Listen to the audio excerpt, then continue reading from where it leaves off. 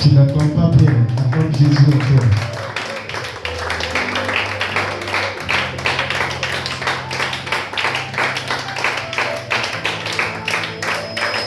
Gloire à Jésus. Gloire à Jésus.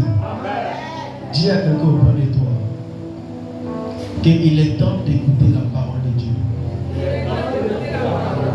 Encore plus fort, il est temps d'écouter la parole de Dieu. Acclame Jésus.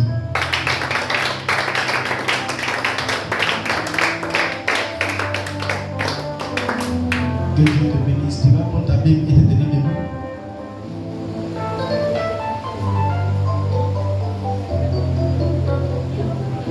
Et je vais demander à tout le monde de se tenir, de faire l'effort de se tenir juste debout. Et nous allons méditer la parole du Seigneur Jésus. Et le thème de notre prédication ce soir, c'est l'idolâtrie engendre la malédiction. Dis avec moi, idolâtrie. Encore plus fort, idolâtrie. Dans le mot idolâtrie, on a idole. Et nous allons prendre Deutéronome 27, le verset 15.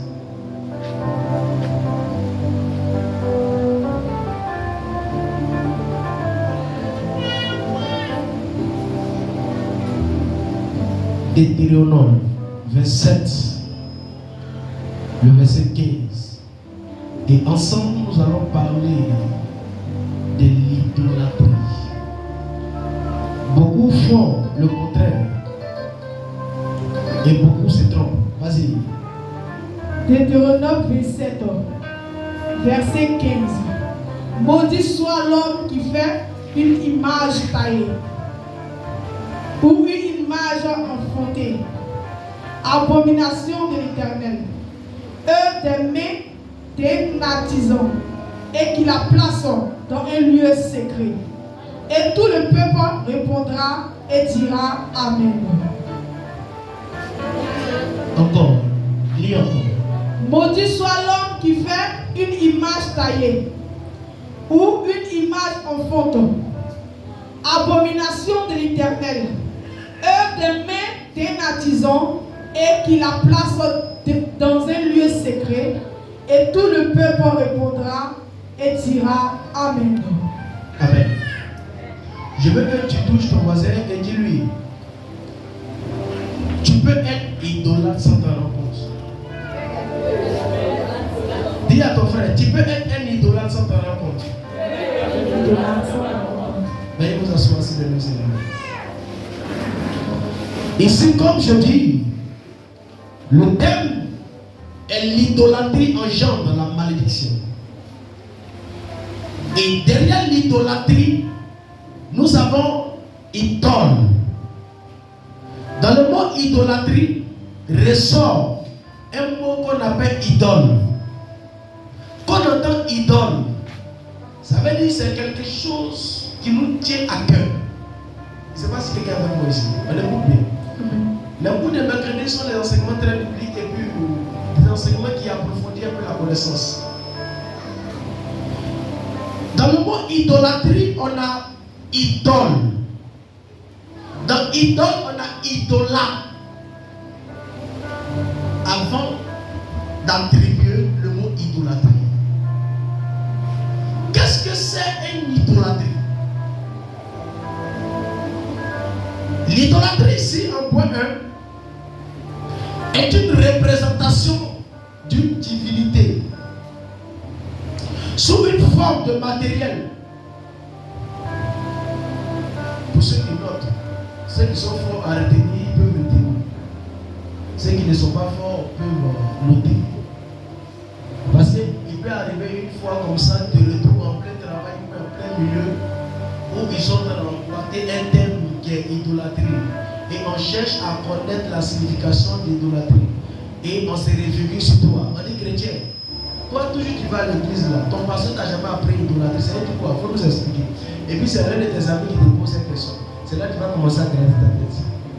Tu as dit, c'est pas bon. on dit dans ce que ce n'est pas comme on lui donne la signification. Amen. Donc, l'idolâtrie est une représentation d'une image, d'une divinité, sous une forme de matériel. Comme pas d'une forme de matériel, elle peut symboliser celui-ci. Elle peut être le symbole de soit, peu importe, le mur, la pierre, l'eau, quelque chose que tu peux toucher. La signification nous dit que elle est représentation du matériel. Et ce matériel-là, ça sert à quoi? Ça sert à invoquer des démons, à invoquer des dieux. Ça veut dire que nos parents auparavant, ils se lèvent comme ça. Ils peuvent venir comme ça dans la cour et puis ils cherchent un lieu où personne n'a accès le plus. Ils peuvent prendre soit une case à un moment donné. Et cette case, quand tu vas lui demander, mais papa, il y a quoi? Il dit c'est la partie où son grand-père aimait beaucoup aller s'asseoir. Et vous allez fouiller bien dans la case là. Il a soit une petite pierre, ou soit il a déposé quelque chose là-bas de sacré. Et chaque fois que le vieux se lève le matin, la première des choses qu'il va faire, il rentre dans la case pour aller saluer l'objet qui est là-bas. Et l'objet peut être dans le bois, un bois taillé, on coupe le tronc de bois. Et puis on dépose ça dans la cuisine sacrée. Le tronc de bois. Ou soit on peut prendre soit une pierre qu'on a trouvé ça en pleine rivière. Elle est très précieuse à voir à l'œil. Donc le vieux voit ça le plaît. Mais cette pierre-là, elle n'a pas des impacts diaboliques. Mais c'est dès lors qu'on commence à la vénérer et à émettre des sacrifices là-dessus que les démons commencent à prendre face. C'est pourquoi je vous ai dit, un démon ne peut pas, un esprit ne peut pas leur mission tant qu'on ne voit pas le sang. Là où le sang